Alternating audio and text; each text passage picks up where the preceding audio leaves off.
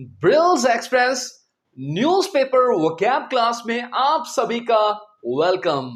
आज के इस क्लास में हम 3 वर्ड्स ऐसे पढ़ेंगे जिन्हें अक्सर इंग्लिश न्यूज़पेपर्स में यूज किया जाता है, लेकिन उन्हें अक्सर गलत प्रोनाउंस किया जाता है। चलते हैं स्टूडेंट्स आज के हमारे फर्स्ट वर्ड की तरफ, जो है ALIAS। आप इसका प्रोनाउंसिएशन बताएं। अगर आप इसे पढ़ेंगे तो कैसे पढ़ेंगे? मैं आपको बताता हूं। बहुत से स्टूडेंट्स इसे बोलते हैं अलायस, अलायस बोलते हैं, जो कि बिल्कुल गलत है। अलायस इसका प्रोनाउंसिएशन बिल्कुल गलत है। असल में इसका सही उच्चारण है एलियस। जी हां, एलियस। एलियस का मतलब होता है उर्फ। हम अक्सर बोलते हैं रमेश उर्फ राजू। उर्फ का मतलब होता है ऑल्टरनेट नेम, उसका दूसरा नाम। उर्फ मीन्स दूसरा नाम।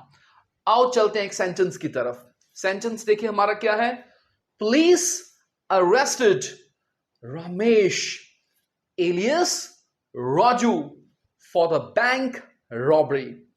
पुलिस ने रमेश उर्फ राजू, उसका दूसरा नाम राजू, को गिरफ्तार किया बैंक डकैती के लिए। बैंक रॉबरी मींस बैंक डकैती।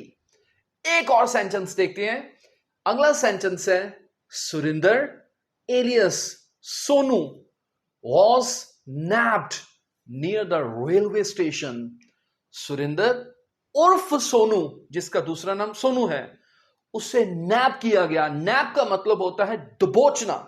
उसे दबोचा गया रेलवे स्टेशन के पास।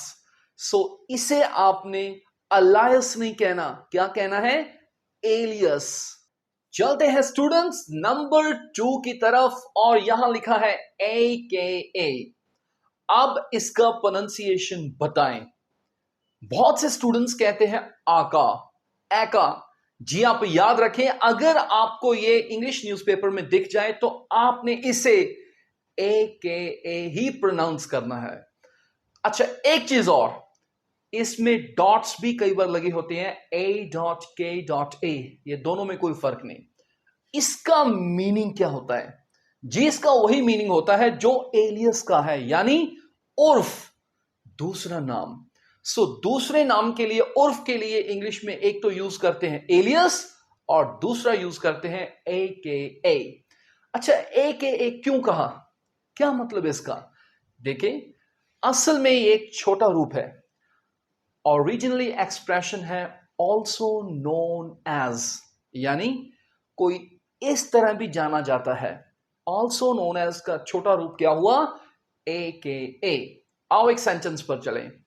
The criminal Ramesh AKA Rocky was shot dead in an encounter। अपराधी रमेश उर्फ रॉकी को एक मुकाबले में गोली मारकर मार दिया गया। एनकाउंटर मींस मुकाबला। आओ एक सेंटेंस और देखें। Mahatma Gandhi AKA Bapu is called the father of the nation। इस सेंटेंस का अर्थ हुआ महात्मा गांधी उर्फ बापू को राष्ट्रपिता कहा जाता है। सो उर्फ की इंग्लिश एलियस और दूसरा वर्ड है AKA। और एक चीज यहां आप याद रखें, जब आपने एलियस या फिर AKA लिखना है, इससे पहले हम कॉमे का इस्तेमाल करते हैं। थर्ड वर्ड है हमारा POSTHUMOUS। बताएं इसे कैसे प्रोनाउंस करेंगे आप? जी, बहुत से स्टूडेंट्स इसे प्रोनाउंस करते हैं पोस्ट ह्यूमस, जो कि बिल्कुल गलत है। अब आपने याद रखना है, इस वर्ड में हम टी की आवाज नहीं निकालेंगे, पोस्ट नहीं बोलेंगे, पोस्ट ह्यूमस नहीं बोलेंगे। इसमें असल में हम च की आवाज निकालेंगे। तो सही उच्चारण है पोस्टमस, पोस्टमस। अभी मैं आपको इसका मीनिंग बताऊंगा, सब्र रखें। पहले मुझे बोलकर बताएं क्या है ये posthumous, posthumous। अब इसका मीनिंग नोट करें।